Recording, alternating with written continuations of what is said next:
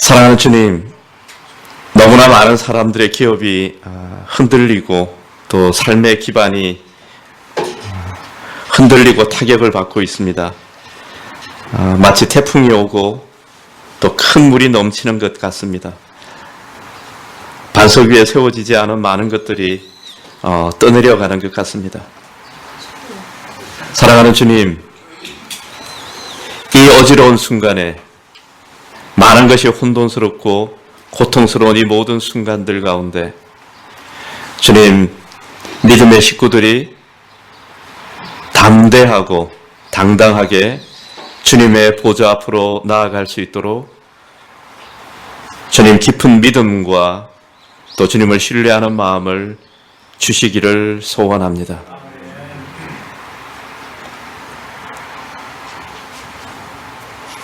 사랑하는 주님, 바람이 불고 또 파도가 칠 때에도 주님께서 저희와 함께 하시며 또 강한 팔로 붙들고 계시는 것을 주님 저희로 신뢰하고 주님의 임재를 경험하고 느끼고 자각하게 하여 주시기를 소원합니다.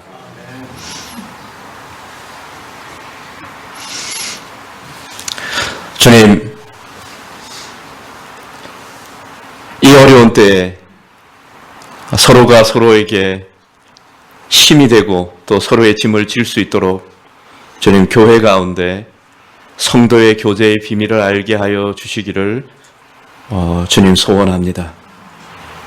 주님, 저희가 어떻게 서로를 섬기고 또 어떻게 서로를 위로하고 또 어떻게 격려하고 또 짐을 어떻게 나누어 줘야 되는지에 대해서 주님 하늘의 신령한 지혜를 주시고 또 지식을 주시고 길을 열어 주시기를 소원합니다.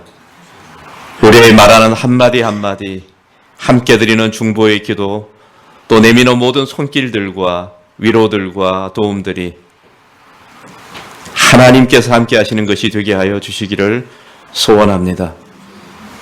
사랑하는 주님, 이 어려운 시기에 우리 모든 교회의 성도들이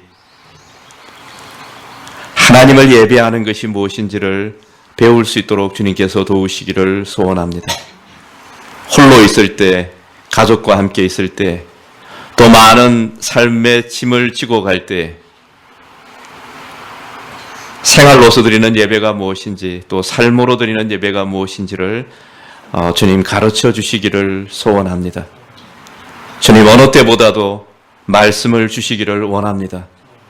말씀을 깨닫게 하여 주시고 기도의 영을 부어주시고 하나님께서 함께 하시는 것을 알게 하여 주시기를 소원합니다. 주님, 특별히 연약함 가운데 있는 주님 지체들을 주님께서 붙들어 주시기를 원합니다. 여러 가지 형편으로 어려운 가운데 있는 믿음의 식구들을 주님께서 지금 붙들어 주시기를 원합니다. 사랑하는 주님, 주님의 거룩한 보혈로 씻어주시고 강하게 하시고 또 새롭게 하시고 회복시키시기를 주님 소원합니다. 주님, 인내하다가 지쳐있는 모든 믿음의 식구들에게 새로운 힘을 주시기를 소원합니다. 새로운 소망을 주시고 기쁨을 주시고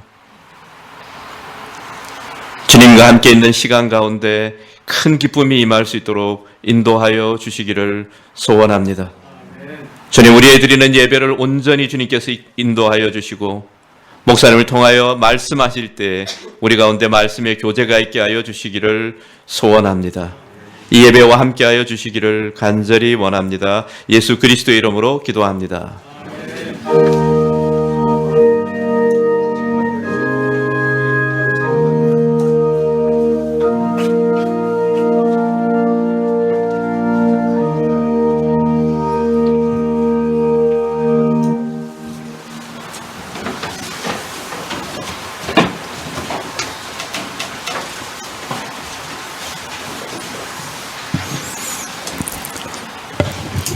말씀은 베드로전서 1장 1절부터 2절까지 말씀입니다.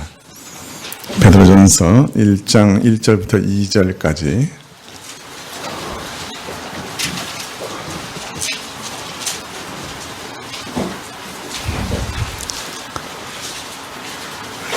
베드로전서 1장 1절부터 2절까지 신약 377쪽인데요.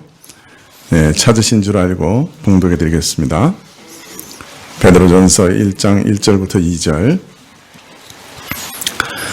예수 그리스도의 사도 베드로는 본도, 갈라디아, 갑바도기아, 아시아와 비두니아에 흩어진 나그네, 곧 하나님 아버지의 미리 하심을 따라 성령의 거룩하게 하심으로 순종함과 예수 그리스도의 핏부림을 얻기 위하여 택하심을 입은 자들에게 편지하노니 은혜와 평강이 너희에게 더욱 많을지어다.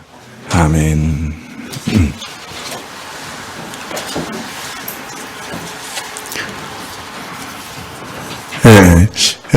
코로나 사태 이후에 세계가 요동치고 있는 것 여러분 다 아실 겁니다.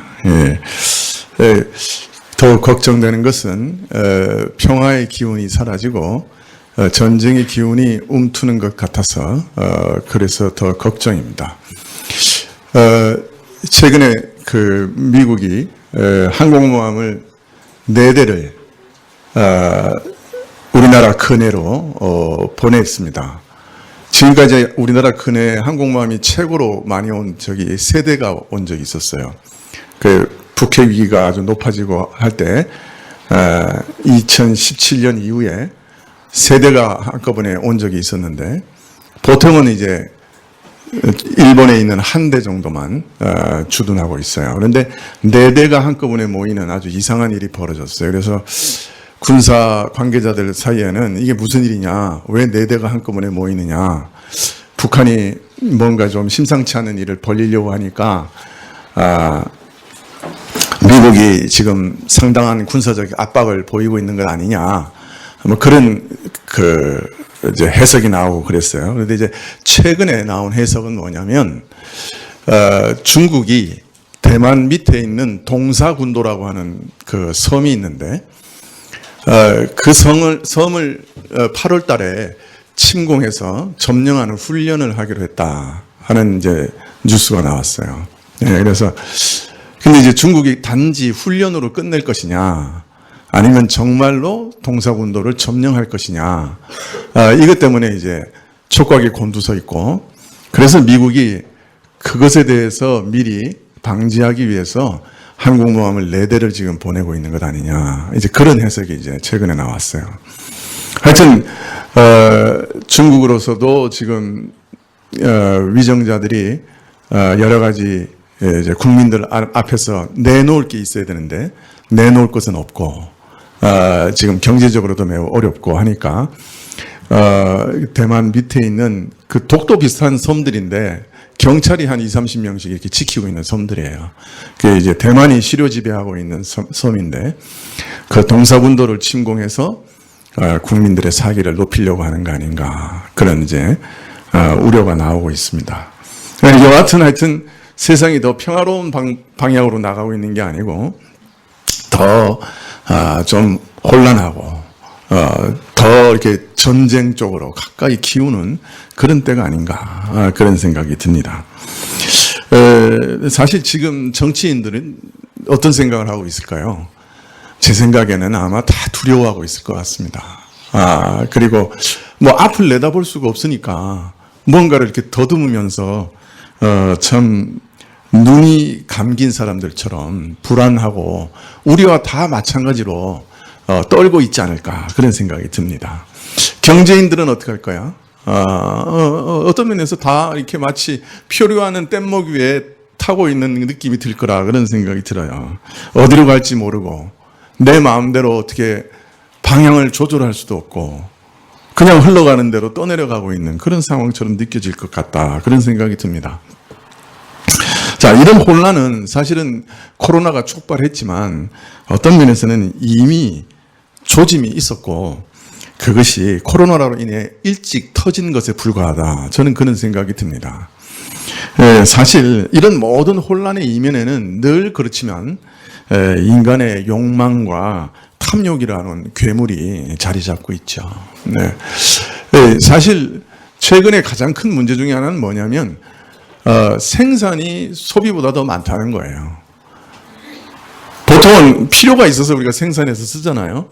근데 지금은 생산하고 그 다음에 그것을 소비를 촉진시켜서 과소비를 시키는 거예요. 그래서 생산해낸 재고가 공장마다 산더미처럼 쌓이는 거예요.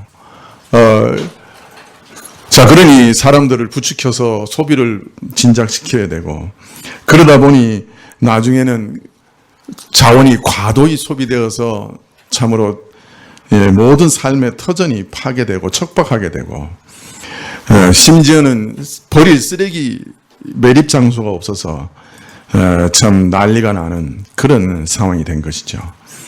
풍조가 필요한 것보다 더 많이 생산해서 더 많이 소비하라고 부추기는 풍조니까 어떻게 되겠어요?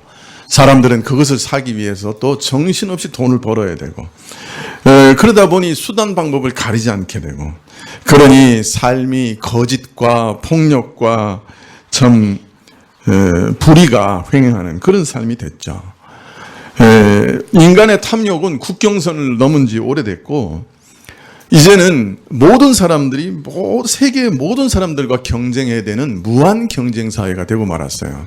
동대문에서 옷을 만드는 분은 동대문 주변에 있는 상인들, 또 한국에 있는 상인들 뿐만 아니라 저 방글라데시 시골에 있는 그죠?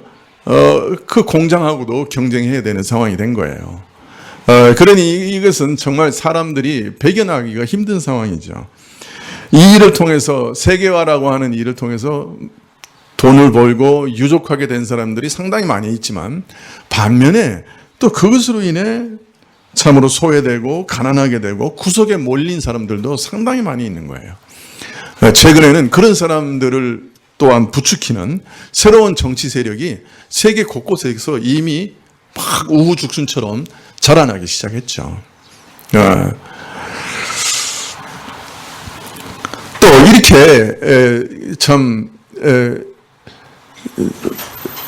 뭐랄까요, 탐욕과 욕심을 가지고 무분별하게 벌어들인 돈이 옳고 선한 곳에 쓰일 리는 만무하지 않겠습니까?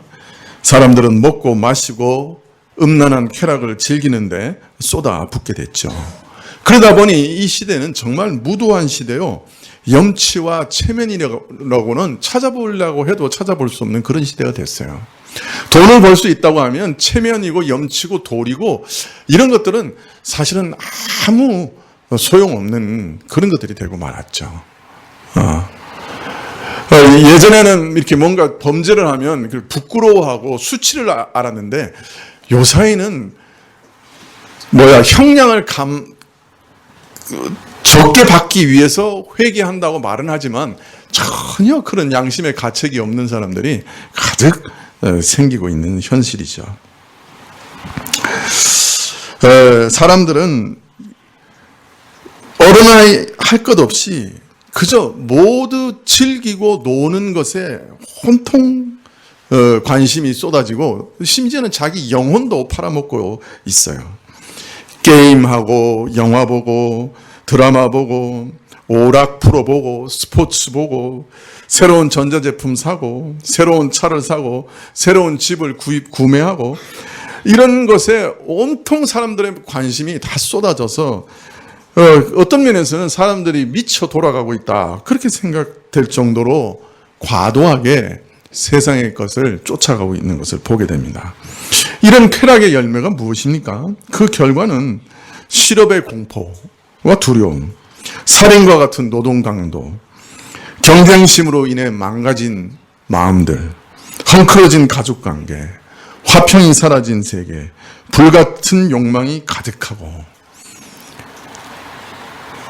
쾌락으로 채우고 채워도 채워지지 않는 공허한 마음들, 외로움, 이런 것들이 코로나 이전 세계의 모습이었죠. 자, 이것이 코로나로 인해 폭발하고 지금은 어떤 면에서 무너져 내리고 있는 것 아닌가 생각이 듭니다. 자, 이제 코로나 이후의 세계는 어떤 모습일까요? 다시 원래대로 돌아갈까요?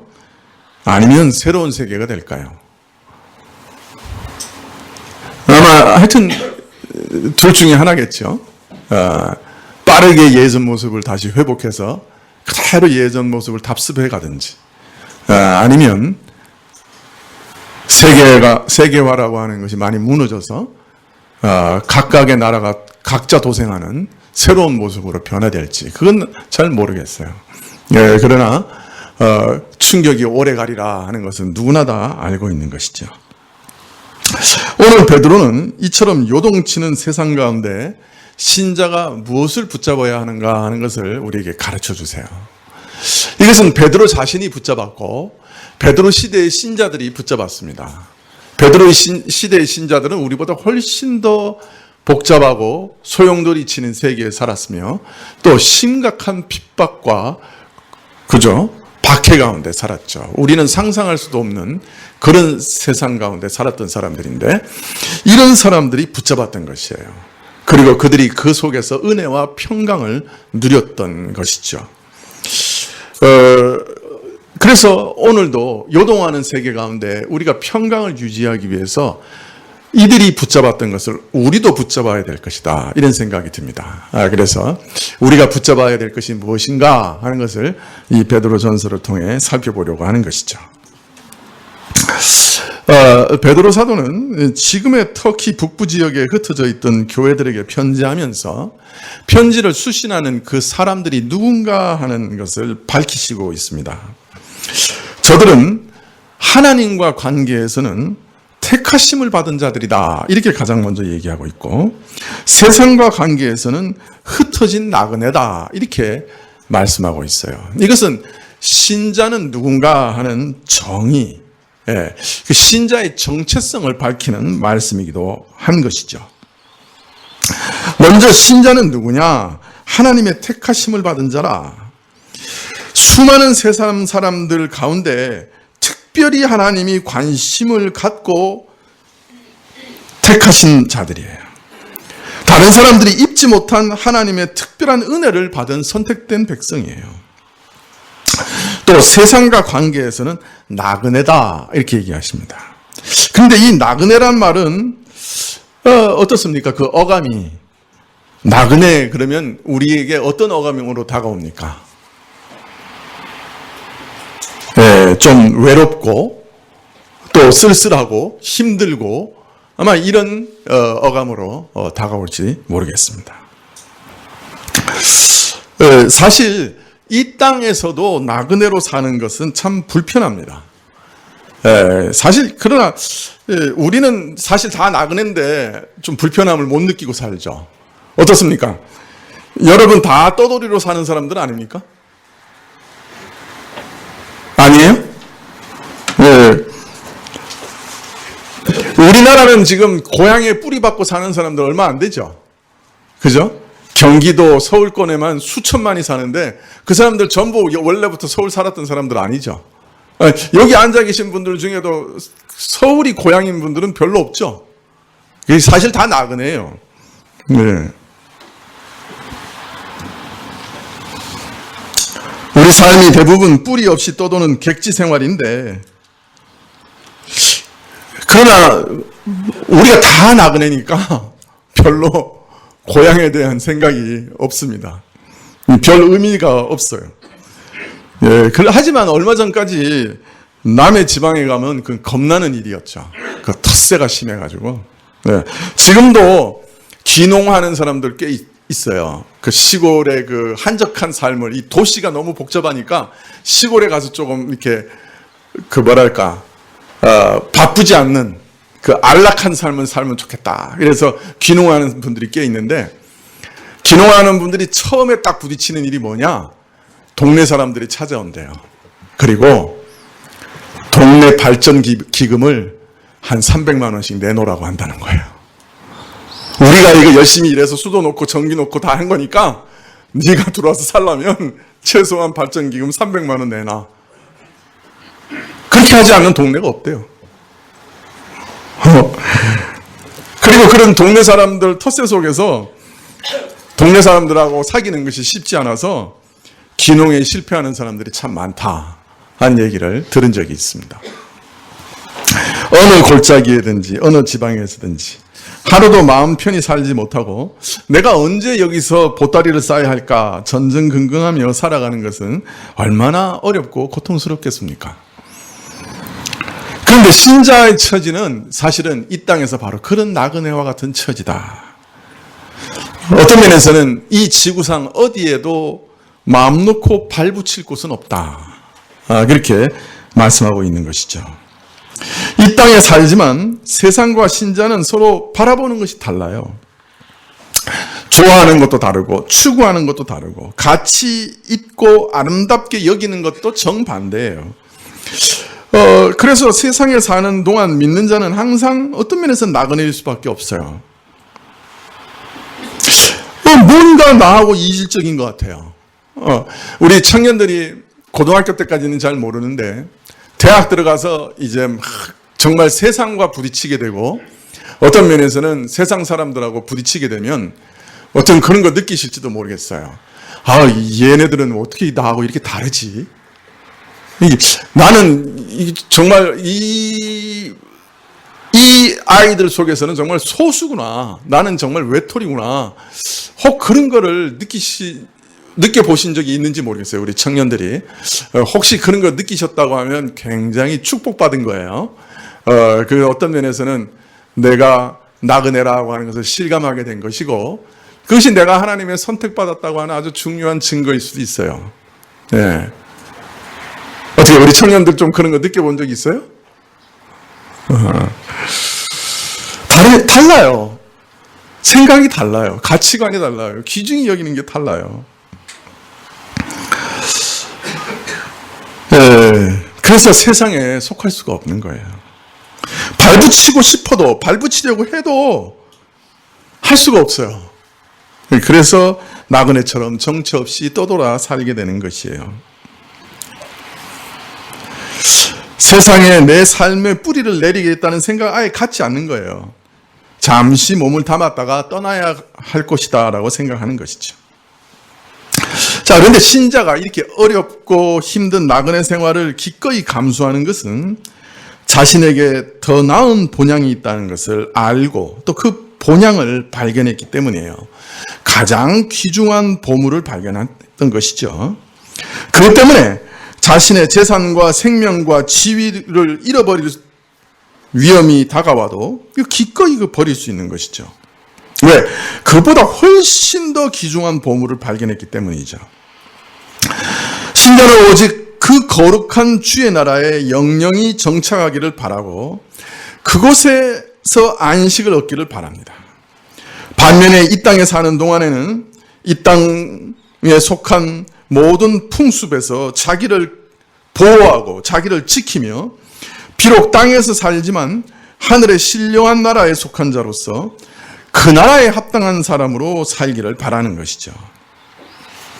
매일매일 하늘의 신령한 그 나라에 내 삶을 더 깊이 뿌리내리고 그 땅에 살면서 사실은 하늘의 시민으로 이 땅에 살지만 사실은 하늘의 시민으로 살아가는 것입니다.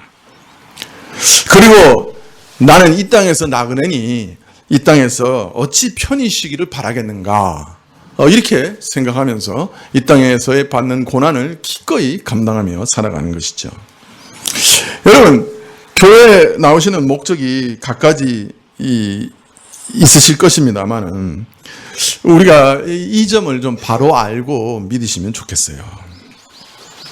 한때는 많은 사람들이 교회 나가면 이 땅에서도 성공한다, 부자 된다, 잘 된다 이렇게 가르쳤고 성공의 혈안이 된 사람들이 교회에 막 몰려들었어요. 그런데 참 그것은 위험한 거짓말이죠. 사람을 잘못된 곳으로 인도하는 거짓말이에요. 사실 성경 어디에도 그런 성공에 대한 약속을 찾아보기 힘들어요. 오히려 반대로 예수님은 뭐라고 말씀하셨어요? 어떤 사람이 예수님을 따르겠다고 하니 예수님이 그렇게 얘기하셨죠. 신자의 삶이 얼마나 어려운가 하는 것을 밝히시면서 새도 깃들 곳이 있고 여우도 굴이 있지만 인자는 머리 둘 곳도 없다. 예수님께서 이런 삶을 사셨어요. 그리고 예수님을 따르는 사람들도 이런 삶을 각오해야 된다고 지금 가르치셨던 거예요. 예수님께서는 우리에게 평안하고 성공적이고 이 땅에서 부자되고 그런 것들을 우리에게 약속하시지 않습니다. 교회 와서 그것을 바라시면 사실은 엉뚱한 것을 기대하시는 거예요. 여러분, 하나님이 약속하신 것이 무엇인지 분명히 알고 신자로 사는 것이 사실 이 세상에서 나그네로 사는 것이다 하는 것을 바로 아시면 좋겠어요. 네. 여러분 마음에 이 사실이 이렇게 새겨져 있으셔야 돼요. 나는 언젠가 이 땅을 떠날, 그래서 내 고향으로 돌아갈 나그네다. 그 사실이 여러분 마음에 이렇게 새겨져 있으면 좋겠어요. 우리는 이 코로나 사태를 통해서 오히려 우리 정체성을 한번 더 들여다보면 좋을 듯해요. 나는 누구인가? 이 혼란 상황 가운데서 같이 매몰되고 같이 두려워하고 같이 떨어야 하는 그런 사람인가?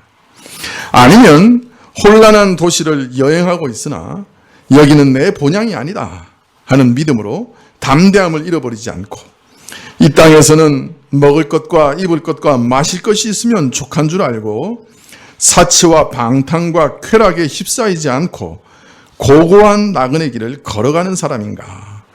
그런 것을 한번 우리가 살펴보면 좋겠습니다. 물론 두려움이 몰려올 것입니다. 우리가 지나가고 있는 도시가 사방으로 난리가 나서 야단인데 우리가 어찌 혼자 나 몰라라 할 수 있겠습니까? 그러나 우리는 여기 영원히 머물 자들이 아니다 하는 것이 분명하면 두려움 때문에 정신을 잃고 넋을 잃지는 않을 거예요. 세상은 원래 요란한 곳입니다. 그러나 나그네로 사는 사람은 그 요란함에 정신을 완전히 빼앗기지는 않습니다. 더러운 탐욕과 욕망에 포로되어 살육과 폭력을 행사하지도 않습니다. 좀 더 고고한 목적을 가지고 더 나은 본향을 향해 순례의 길을 단호하게 걸어가는 자들에게는 이 땅의 요동함이 큰 영향을 끼치지 못하죠. 또 이 세상에 함몰되지도 않습니다. 근본적으로 이 땅에 가지고 있는 것은 언젠가 우리가 툴툴 털어버리고 영원한 나라로 들어가야 되는 나그네이기 때문에 이 땅의 것에 그렇게 연연하지 않는 것이죠. 오늘은 2절 말씀을 좀 살펴보려고 하는데요. 2절은 이렇습니다. 곧 하나님 아버지의 미리 아심을 따라 성령의 거룩하게 하심으로 순종함과 예수 그리스도의 핏부림을 얻기 위하여 택하심을 입은 자들에게 편지하노니 은혜와 평강이 너희에게 더욱 많을지어다. 베드로 사도는 우리 신자는 누군가? 하나님의 택하심을 입은 자들이요 흩어진 나그네라 이렇게 말씀하신 다음에 2절에서는 이 하나님의 택하심의 내용이 무엇인가 하는 것에 대해서 말씀하십니다. 먼저 이 택하심은 하나님의 미리 아심을 따라 된 것이다. 미리 아심을 따라 택해진 것이다. 이렇게 말씀하십니다. 자, 여기서 미리 아신다 하는 말은 단순히 너 거기 있었네 이렇게 무심하게 아는 것을 뜻하는 것 아니고요. 너 그렇게 되겠지. 너 앞으로 그런 일을 하겠지. 그렇게 앞으로 일어날 일을 아는 것을 말씀하시는 것도 아닙니다. 여기서 미리 알았다 하는 말씀은 미리 사랑했다라는 말입니다. 미리 사랑했다. 아담이 하와를 처음 맞이했을 때 아담이 하와를 알았다 이렇게 얘기해요. 그리고 아모스서 3장 2절에 보면 하나님께서 이스라엘에 대해 말씀하시기를 내가 땅의 모든 족속 중에 너희만 알았나니 그렇게 말씀하십니다.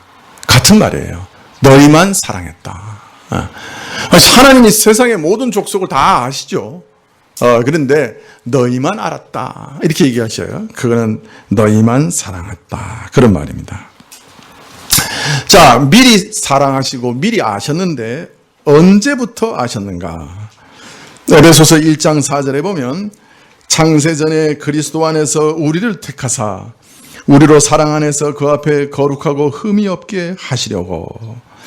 하나님께서 창세 전에, 시간과 공간도 있기 전에, 모든 존재하는 것들, 모든 피조물들이 있기 전에, 해도 달도 별도 식물도 동물도 그 모든 것도 있기 전에 나를 아셨고 나를 사랑하셨다, 그렇게 말씀하고 계시는 것이에요. 오늘 설교 제목을 좀 이상하게 달았죠. 태초에 가로 열고 가로 닫고 있었다. 초등학교 시험 문제죠. 자, 여기 답을 하나 달아봅시다. 태초에 무엇이 있었다? 예? 무엇이 있었다? 사랑이 있었다. 더 정확하게 얘기하면 태초에 나를 사랑하시는 하나님의 사랑이 있었다. 그렇게 말할 수 있겠죠. 여러분, 한번 이 말이 무슨 의미인가 한번 좀 곰곰이 생각해 보십시다. 태초에 아무것도 없고 성삼위 하나님 홀로 계실 때 그 마음에 하나가 있었다는 거예요. 한 가지가. 우리는 태초 이전에 하나님 뭐 하셨는지 우리 몰라요. 그죠? 성경에 계시된 게 없어요. 근데 여기 딱 하나 성경에 계시된 게 있어요. 태초 이전에 하나님 마음속에 뭐가 하나 있었다는 거야. 그게 뭐예요? 바로 나를 향한 사랑이 있었다. 그렇게 말씀하고 계시는 거예요. 그 어느 것도 삼위일체 하나님 외에 그 어느 것도 존재하기 이전에 하나님의 마음속에 나를 향한 사랑이 있었다. 이렇게 말씀하고 계시는 거예요. 이게 무슨 말이죠?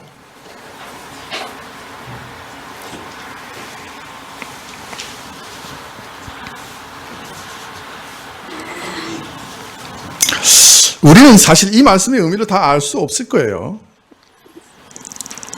이런 생각은 너무 높아서 가다할 수도 없고 너무 오묘해서 참 누가 이런 생각을 할 수 있었겠어요? 상상이나 할 수 있었겠습니까?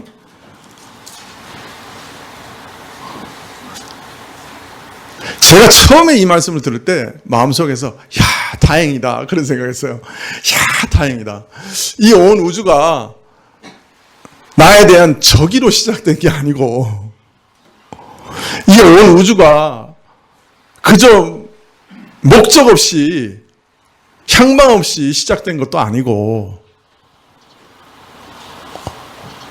이 온 우주가 황량함 가운데 그저 우연히 시작된 것도 아니고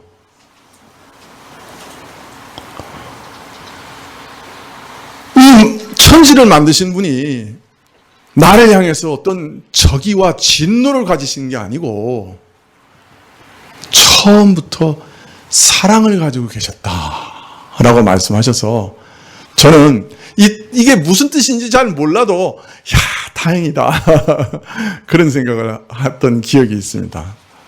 참 다행이다. 그러나 이것은 다행 정도가 아니죠. 그죠? 여러분 이거 믿어지세요? 온 세상이 존재하기 전에, 시간과 공간도 있기 전에 하나님의 마음에 나를 향한 사랑이 있었다. 그거 믿어지세요?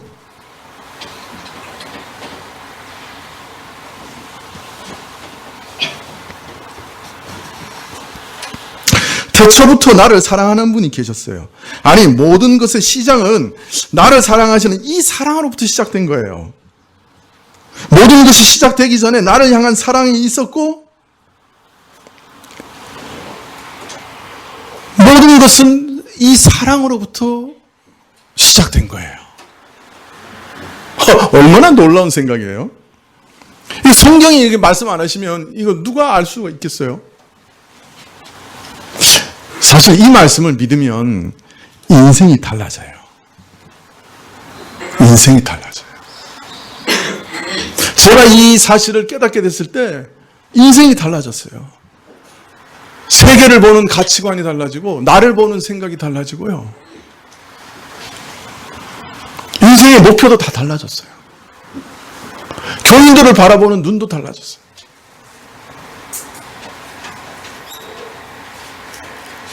내가 나를 어떻게 생각하든지 간에 하나님은 태초 이전에 나를 향한 사랑을 갖고 계셨어요. 나는 태초 이전부터 하나님의 사랑을 받은 자예요. 내가 존재하기 전부터 하나님은 나를 사랑하셨어요.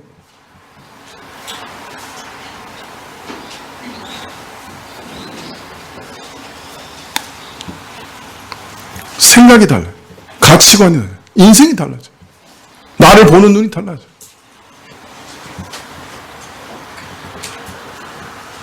사람을 바라보는 눈이 달라져요. 자, 그러면 하나님께서 왜 나를 사랑하셨을까요?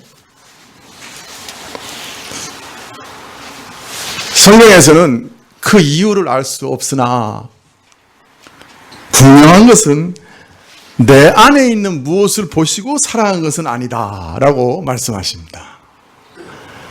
내 안에 있는 무엇 때문에 내가 앞으로 어떠할 것을 아시고 나를 사랑하신 것은 아니라는 거예요. 만약 하나님께서 내가 앞으로 어떤 사람이 될 것을 아시고 사랑하셨다고 하면, 그것이 사랑의 이유라고 하면 사실은 아무 소망이 없을 거예요. 여러분, 우리는 어떤 사람들입니까? 여러분, 1년에 우리가 예배 몇 번 드리죠? 혹 빼먹는다고 해도 1년에 50번 예배는 드립니다. 52주 중에. 그죠? 대부분 52주 다 예배 드리니까 52번 드려요. 그러면 10년 다니면 520번 말씀을 듣습니다. 예배 드리고 회개하고 기도하고 작정하고 20년 다니면 1000번 예배를 드립니다. 그죠? 그런데 우리가 또 주일 낮 예배만 드리는 거 아니잖아요.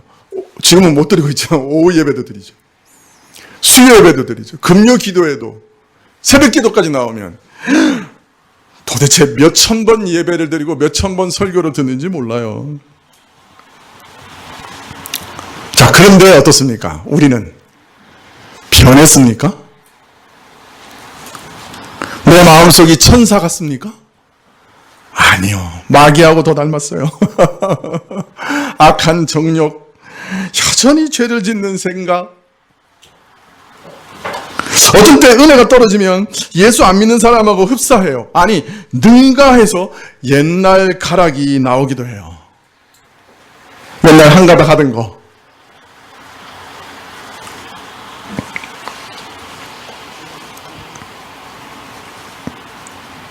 이런 걸 보면 종종 내가 예수 믿는 사람 맞나 하는 자괴감에 빠질 때도 있어요. 정말 하나님 앞에 결단을 한두 번 한 거 아니잖아요. 수천 번도 했는지도 모르겠어요. 그런데 여전히 안 변할 뿐 아니라 결심한 사실 자체도 잊어버려요. 그거마저 까먹어요. 우리는. 같은 죄를 고집한 것이 벌써 몇 번째예요. 하나님이 우리 안에 어떤 사랑의 조건을 찾으셨으면 사랑할 만한 구석이 우리 안에 있었을까요? 우리에게 사랑할 만한 구석이 조금이라도 어느 구석이 있었을까요?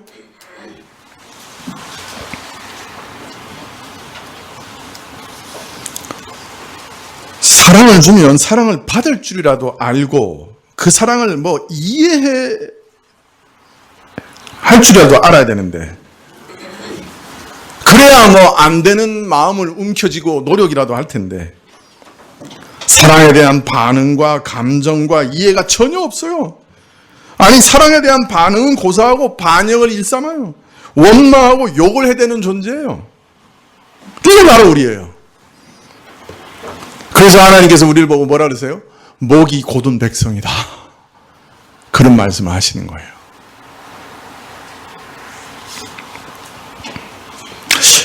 그런데 하나님의 사랑의 위대성이 바로 여기 있는 거예요. 하나님의 사랑은 무조건적인 거예요. 왜 사랑하셨어요? 그냥 사랑하시기로 작정하셨대요. 사실 어떤 면에서는 우리 모두가 갈구하는 사랑이 바로 이 조건 없는 사랑 아닐까요? 세상 사람들은 모르겠어요. 돈이 중요하다고 막 돈 버는 것 그거 제일로 치고 사는지 모르지만, 그러나 사실 사람 마음속을 들여다보면 제일 중요히 여기는 것은 사실 사랑이에요.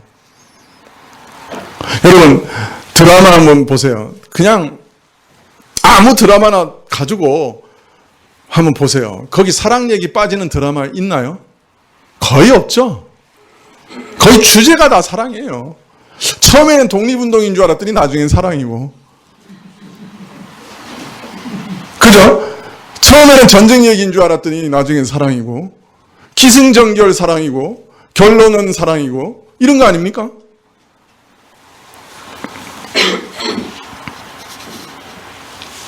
사실 사랑이 없으면 다른 건 아무 소용없죠. 우리가 제일 목말라하는 게 사랑이에요. 그런데 문제는 어딜 가보아도 찾을 수 없는 것도 사랑이에요. 가장 필요한 게 사랑인데 가장 부족한 게 사랑이에요. 우리는 사랑하기를 원하고 사랑하며 행복하게 살기를 원하지만 우리 인생의 가장 힘든 것이 사랑하는 일일 거예요. 왜 우리는 사랑하기를 원하는데 사랑할 수 없고 사랑을 얻을 수도 없을까요? 우리가 이 세상에서 만나는 사랑 모두가 이기적인 사랑이기 때문이에요. 부모님의 사랑이 가장 숭고한 사랑이긴 하지만 그 사랑마저도 깊숙이 들어가면 자기 중심적인 것이 있어요. 조건이 있는 사랑이에요. 조건이 없는 사랑은 이 세상에 없어요. 사랑하는 이유가 있는 거예요. 그래서 모든 인간관계에는 주고받는 법칙이 있고 대부분 이용 가치를 따져요. 사랑이라고 해서 항상 뒤를 살펴보면 실리적인 게 있는 거예요. 우리는 모든 인간관계는 어떤 조건이 충족되지 않으면 관계가 깨어질 수 있다고 생각해요. 그래서 항상 긴장하면서 살아가게 되죠. 그런데 오늘 베드로는 이 세상에 우리가 한 번도 경험해보지 못한 사랑을 소개하고 있어요. 그래서 우리가 잘 안 믿어지는 거예요. 무조건적인 사랑. 그냥 무조건 사랑하신 거예요. 조건 없이. 처음부터. 이 세상 어디에도 누구에게도 보지 못한 사랑을 하나님만이 우리에게 주고 계시는 거예요. 그리고 이 사랑을 역사 가운데 찬연하게 드러내셨어요. 고백하셨어요. 그게 뭐예요? 도무지 하나님의 사랑을 받을 수 없는 자들을 위해서 일방적으로 하나님은 당신의 사랑을 확증합니다. 무엇으로요? 아무 자격이 없는 우리를 위해 당신의 외아들을 십자가에 매달아 죽이심으로 당신의 사랑을 우리에게 찬연하게 보여주십니다. 그것을 우리는 은혜라고 보통 얘기하죠. 하나님께서는 자신의 아들의 십자가를 통해 우리에게 내가 너를 사랑한다 고백하고 계세요. 우리 마음에 큰 소리로 외치고 계세요. 내가 너를 내 아들을 죽일 만큼 사랑한다. 그렇게 외치고 계세요.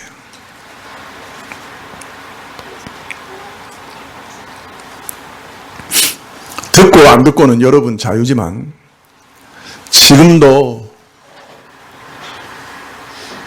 하나님께서는 그 십자가를 통해 우리에게 이렇게 외치고 계시는 거예요. 그래서 베드로는 바로 이어서 하나님께서 미리 아심을 따라 우리를 택하신 그 목적과 뜻이 무엇이냐 하는 것을 가르치시기를 성령의 거룩하게 하심으로 순종함과 예수 그리스도의 핏뿌림을 얻기 위하여라고 말씀하고 계십니다. 우리를 미리 아셔서 선택하셨는데 왜 선택하셨느냐? 성령의 순종하기, 거룩하게 하심으로 순종함과 예수 그리스도의 핏뿌림을 얻게 하기 위해서다. 이렇게 말씀하세요.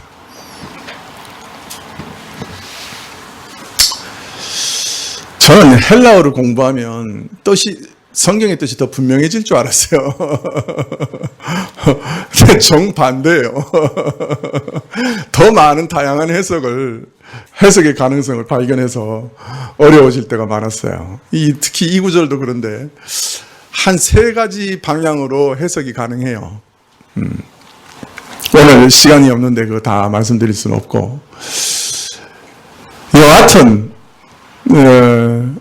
성령께서는 우리 안에 역사하세요. 그 그래서 우리 영혼을 성결하게 거룩하게 하세요. 어떤 면에서는 중생하게 하세요. 이 중생하게 된 사람은 순복하게 돼요. 믿어 순복하게 돼요. 그리고 예수 그리스도의 핏부림을 얻게 돼요. 속죄를 얻게 되고 하나님의 언약 백성이 되는 것이죠. 미리 아신 자들에게 어떤 선물을 주시느냐? 성령을 주신다. 성령을 주셔서 어떤 일이 일어나는가? 죽어있는 영혼을 살리신다. 거룩하게 하신다. 성령께서 우리를 다시 살리시면 어떤 일이 일어나는가? 십자가에서 예수님의 사랑을 발견하고 믿어 순복하게 된다. 그리고 예수 그리스도의 그 핏부림, 그 죽음의 그 대속의 은혜를 얻게 된다. 그래서 하나님의 언약 백성이 된다. 그렇게 말씀하고 계시는 것이죠. 근데 이것은 좀 더 다르게 더 확장해서 얘기할 수 있어요. 우리는 태어날 때 사실은 나 스스로가 하나님처럼 되겠다고 하는 반역자로 태어납니다. 그래서 사사건건 자기 뜻을 고집하고 하나님을 거역하며 내 마음대로 살겠다. 그렇게 생각하면서 살죠. 신자도 자주 자기 마음속에서 그런 강한 죄의 세력을 발견해요. 그렇기 때문에 많은 시간 기도하게 되죠. 하나님, 내 마음을 바꿔주세요. 저는 하나님의 사랑을 들어도 그 사랑에 순복할 수 없어요. 내 마음을 녹여주세요. 내 마음을 변화시켜주세요. 그렇게 기도할 수밖에 없게 되죠. 사실 그 일을 누가 하시느냐? 성령이 하시는 거예요. 성령이 오셔서 내 마음을 바꾸세요. 정결케 하세요. 그래서 하나님의 사랑에 순복하는 자가 되게 하시는 거예요. 우리는 세상 것을 막 쫓아가는 탐욕이 막 마귀의 충동을 받아서 막 활화산처럼 터져 나오는 사람들이에요. 근데 그것이 어떻게 잠잠하게 되고 고요히 나그네 길을 갈 수 있게 되겠어요? 그것을 마치 배설물처럼 여기면서 어떻게 하늘의 영광을 발견하고 그것을 쫓아갈 수 있겠어요? 성령께서 하시는 거예요. 성령께서 거룩하게 하셔서 우리로 순복하게 하시는 거예요. 그리고 예수님의 핏부림의 은혜, 우리 마음을 정결케 하시는 은혜, 새롭게 하시는 은혜, 순복케 하시는 은혜를 우리로 얻게 하시는 거예요. 이런 것들을 위해서 우리를 택하셨다. 이런 선물을 주시기 위해서 우리를 택하셨다. 그렇게 말씀하고 계시죠. 그리고 베드로 사도는 이런 자들에게 은혜와 평강이 많을 것이다. 이렇게 기원하고 있는 것입니다. 어떤 분들은 하나님이 나를 사랑하지 않는 것 같고 기도해도 응답하지 않으시는 것 같다. 이렇게 불평하는 경우가 걸 종종 듣습니다. 그러나 하나님이 우리를 사랑하지 않는다니요. 그것은 자신의 느낌일 뿐입니다. 우리는 사실에 집중해야 합니다. 명확한 사실은 태초 이전부터 하나님께서 나를 사랑하셨습니다. 그게 사실이에요. 그 사랑을 십자가에 통해 계시하셨습니다. 그게 사실이에요. 십자가보다 하나님이 나를 더 사랑하신다는 증거가 없고 하나님이 내 편이시라는 증거도 없어요. 미국의 남북전쟁 당시에 링컨을 하루는 어떤 사람이 찾아왔습니다. 그리고 하나님이 우리 편 되어 주시기를 기도해달라고 부탁을 했습니다. 그때 링컨이 하나님이 우리 편 되기를 기도하지 말고 우리가 하나님 편에 있는가 그것을 걱정하십시오. 그러면 하나님이 우리 편이 되실 겁니다. 이렇게 멋진 말을 했어요. 멋진 말이죠. 하나님이 우리 편이 되기를 기도하지 말고 우리가 하나님 편이 되기를 힘쓰라. 그러면 하나님 우리 편이 되실 거다. 멋진 말이죠. 근데 틀린 말이에요. 하나님은 이미 우리 편이세요.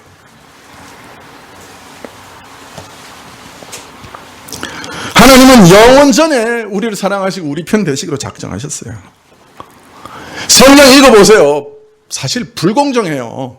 다윗 그렇게 죄를 많이 지었는데 끝까지 참고 용서하세요. 사울 죄 지으니까 쥐어 박아버리세요. 어떤 면에서 불공정해요. 그죠?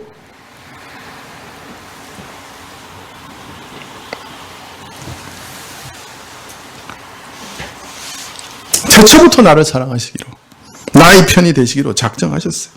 이것이 미리 아심을 따라라는 말씀의 의미예요. 태초 이전부터 하나님은 무조건적으로 나를 사랑하셨고, 나를 그 사랑을 따라 택하시고 나의 편이 되셨어요. 그래서 나를 위해 자신의 외아들을 십자가에 보내신 거예요. 예수 그리스도를 믿으시는 여러분, 하나님이 모든 것을 시작하기 전에 바로 당신을 사랑하신 것을 믿으시기 바랍니다. 모든 것을 당신을 위해 계획하신 것을 믿으시기 바랍니다. 모든 것을 당신을 위해 만드신 것을 믿으시기 바랍니다. 당신을 위해 그리스도를 죽이신 것을 믿으시기 바랍니다. 그리고 오래 참으시다가 이 역사의 마지막 때 당신을 이 땅에 보내신 것을 믿으시기 바랍니다. 그리고 이 땅의 수많은 일들을 당신을 위해 일으키시는 것을 믿으시기를 바랍니다. 코로나 사태도 당신을 위해 일으키신 일이요, 모든 것을 합력하여 선을 이루실 줄을 믿으시기 바랍니다. 그리고 마지막 날 당신을 자신의 아들의 나라에 영원토록 초대하시고 세우실 것을 믿으시기 바랍니다.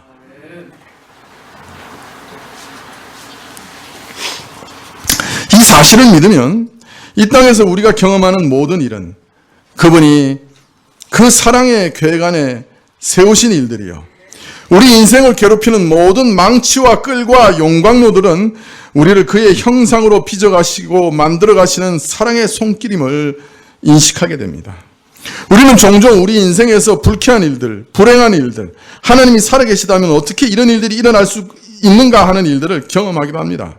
우리가 사는 세상은 온통 불의가 가득하고 모순으로 가득하고 불행과 고난으로 가득 찬 것 같습니다.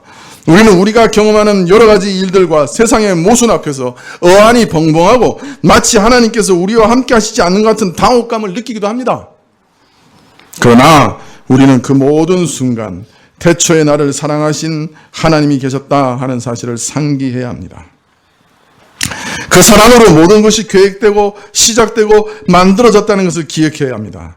그러면 모든 고난, 실패, 좌절, 시련, 불쾌, 좌절, 모욕, 배신, 외로움, 두려움, 이런 모든 것들이 사실은 영원한 복을 싸서 우리에게 주시는 보자기에 불과하다는 것을 깨닫게 될 것입니다.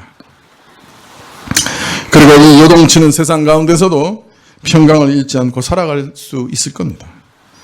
믿으시기 바랍니다. 이것이 베드로가 고난을 받는 성도들에게 너희는 미리 아심을 따라 택하심을 받은 자들이라는 말씀을 주신 이유입니다. 왜 제일 먼저 이 말씀을 하셨을까요? 이거를 꼭 붙잡아야 환난을 이길 수 있어요. 혼돈된 세상에서 믿음을 잃지 않고 끝까지 나갈 수 있는 거예요.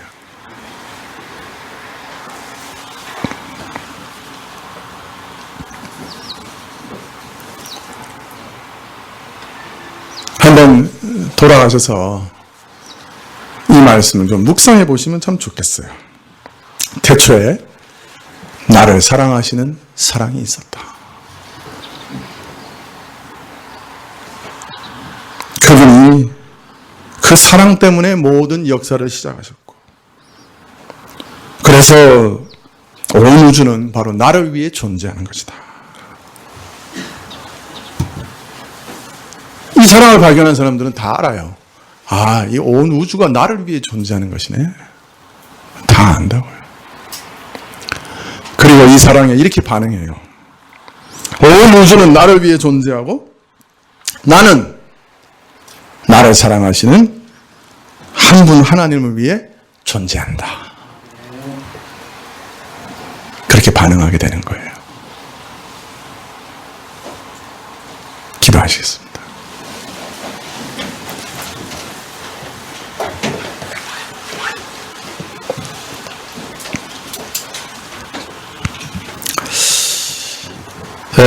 주께서 계시해 주시기를 간절히 기도합니다. 믿음을 주시기를 원합니다. 성경이 우리 어리석은 왜곡된 이성, 가진 자들을 향해서 계속해서 왜 선택에 대해서 얘기하시는지 가르쳐 주시기를 원합니다. 우리 속에 많은 의문들이 있지만 하나님께서 그 무엇보다 시간과 공간과 그 무엇 이전부터 하나님이 나를 아시고 사랑하셨다는 것을 알리시기 원하셔서 선택에 대해 말씀하시는 것임을 깨닫게 하옵소서. 그 사랑에 만족하게 하시고 그 사랑 속에 안식을 배울 수 있게 해 주십시오. 무조건적이고 불변하고 영원한 그 사랑이 우리 안에 든든한 보장이 되게 해 주십시오. 우리의 요새가 되게 해 주십시오. 예수님의 이름으로 기도합나이다. 아멘. 418장 찬송하시겠습니다.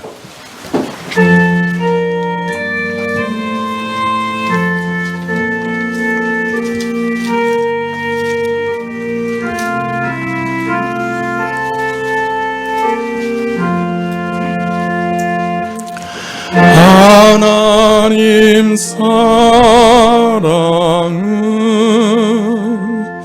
온전한 참 사랑 내 맘에 부어 주시사 충만케 하소서. 내 주의 참사랑 햇빛과 같으니 그 사랑 내게 비추사 뜨겁게 하소서. 그 사랑 앞에는 풍파도 그치며 어두운 밤도 완하니 그 힘이 그도다. 하나님 사랑에 참 자유 있으니 내 맘과 영에 채우사 새 힘을 주소서.